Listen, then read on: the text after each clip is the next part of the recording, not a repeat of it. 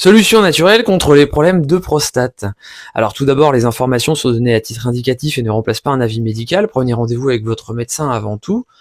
Pour commencer, il faut veiller au bon état du système digestif. C'est lui qui va filtrer ce qui va arriver dans le sang et qui va nourrir le sang. Donc quand il est en bon état, eh bien on aura des bonnes choses dans le sang, un sang qui aura plus tendance à être de bonne qualité, et puis donc s'il est en mauvais état, beaucoup de toxines, c'est les reins qui devront filtrer, et ça arrivera ensuite à l'appareil urinaire. Donc pour les problèmes de prostate, on va vouloir éviter tout ça, forcément, puisque tout ce qui va être inflammatoire, tout ce qui va être de l'ordre de l'accumulation de déchets, qui va aussi dérégler le système immunitaire, on veut éviter.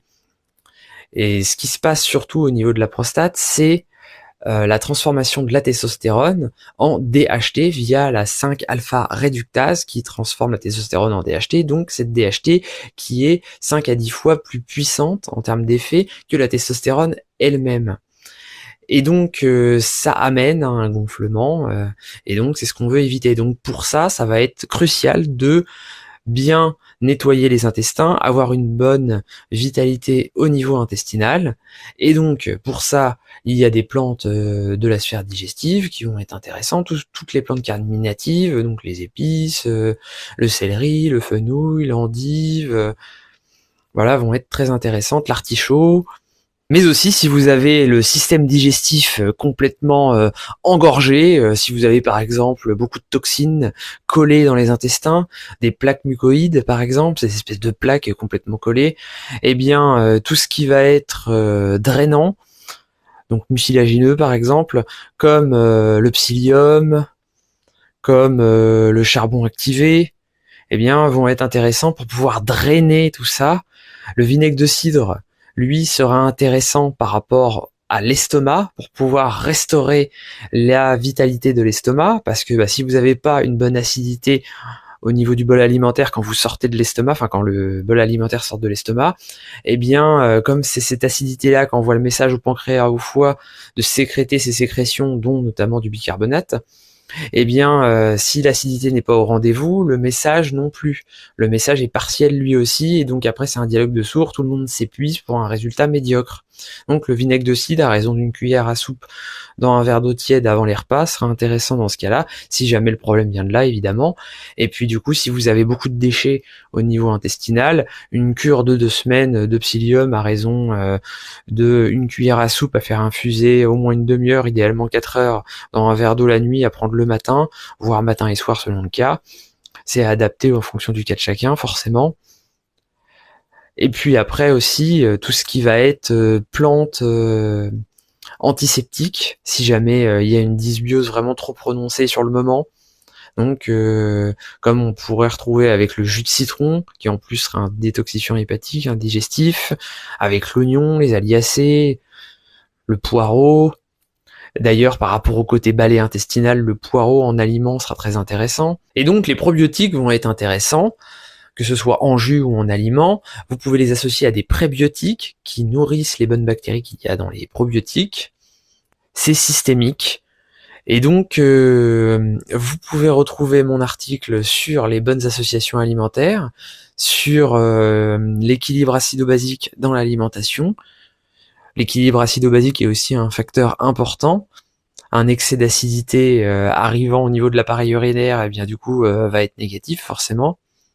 Il faut veiller à l'amélioration du terrain inflammatoire, c'est pourquoi il faut consommer des oméga 3 en quantité, il faut un ratio de 1 pour 4 par rapport aux oméga 6, vous trouverez des oméga 3 dans les huiles de lin, de colza, de cameline, de périlla. Il faut en consommer tous les jours environ 1 gramme par jour, ça dépend de votre activité, de votre situation.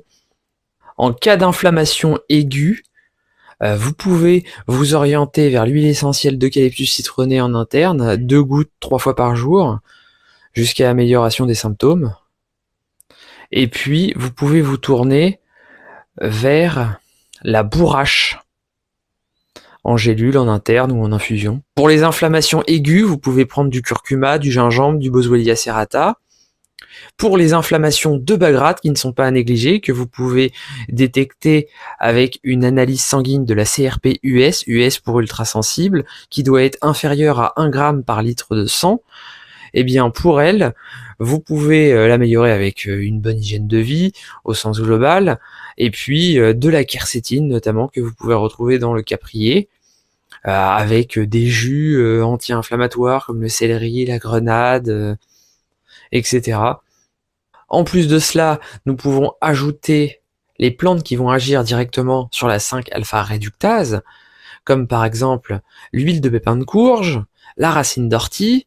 L'huile de pépin de courge contient des delta-7 stérols et des delta-5 stérols qui agissent sur la 5-alpha-réductase. La racine d'ortie aussi a été démontrée dans des études comme efficace par rapport aux problèmes de prostate, à la 5-alpha-réductase donc. Nous allons aussi retrouver le figuier de Barbarie et l'huile de sonderie, qui est l'huile qui contient le plus de bêta-cystérol, qui a été beaucoup étudiée par rapport à son inhibition sur la 5-alpha-réductase. On va aussi retrouver le prunier d'Afrique, le palmier nain. Le jujubier a montré des effets contre la 5-alpha-réductase, que ce soit ses feuilles comme ses fruits. La quercétine, le lycopène ont été étudiés par rapport à l'inhibition de la 5-alpha-réductase, tout comme le camprérol. Et donc cette quercétine est très très riche dans les capres, à hauteur de plus de 100 mg pour 100 g, et même beaucoup plus dans certains cas. Alors que, par exemple, dans l'oignon, qui est vanté comme étant riche en quercétine, on va retrouver du 15 mg à peu près pour 100 g. Le caprier est d'ailleurs un drainant lymphatique, drainant hépatique, drainant rénal. Et nous allons aussi retrouver du lycopène dans la tomate. Donc vous pouvez vous faire des jus avec capre, tomate. Pour la tomate, vaut mieux que le jus soit cuit pour l'assimilation du lycopène, voire même mieux l'associer avec de l'huile d'olive pour une meilleure assimilation. Le lycopène étant liposoluble, il va pouvoir mieux être assimilé avec de l'huile d'olive. Et en plus de ça, les capres, tout comme la tomate, auront une action drainante qui pourront aider à détoxifier les excès de toxines, et puis drainer un peu la lymphe. Au niveau des jus, par rapport à la 5-alpha-réductase, le jus de grenade est intéressant, notamment de grenade fermentée, parce qu'on parlait de fermentation tout à l'heure. Nous pourrons aussi citer le jus de poire, spécialiste de la sphère urinaire, et le jus d'ananas pour ses effets anti-inflammatoires de par la bromélaïne qu'il contient. En mycothérapie, il est conseillé d'associer le reishi et le maitake pour les problèmes de prostate.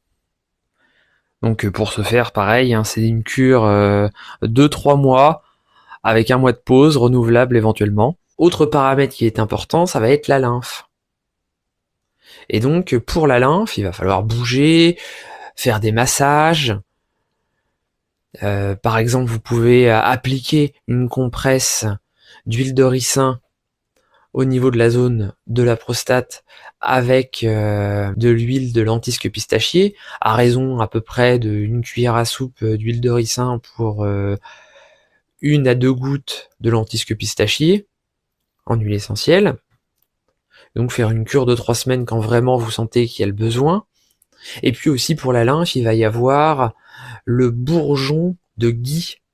J'ai pu constater dans mes rendez-vous des bonnes améliorations avec la jonction entre toutes ces choses-là, cette systémie en fait. Pour drainer la lymphe, le jus de citron, le gingembre sont idéales. On parle de drainer la lymphe, on parle de drainer le corps de ces toxines. Tous les jus qui vont être amers vont aider à drainer la lymphe et à drainer le corps de ces toxines. Évidemment aussi, on ne peut pas ne pas citer le foie, qui sera très important pour tous ces processus de détoxification. Pour les plantes qui vont aider à réguler le système immunitaire quand il y aura besoin, on va retrouver l'astragale qui, elle, va aider à détoxifier en profondeur. Le bourgeon de gui, que je vous ai cité par rapport à la lymphe, lui pourra aider aussi au niveau de la régulation du système immunitaire. Tout cela est systémique, vous l'aurez compris, et donc c'est une approche globale pour pouvoir améliorer les choses sur la durée et en traitant les causes de manière profonde. Si vous souhaitez retrouver votre bien-être, vous pouvez prendre rendez-vous avec moi en visio ou en présentiel, lien en description. Sur ce, bonne journée.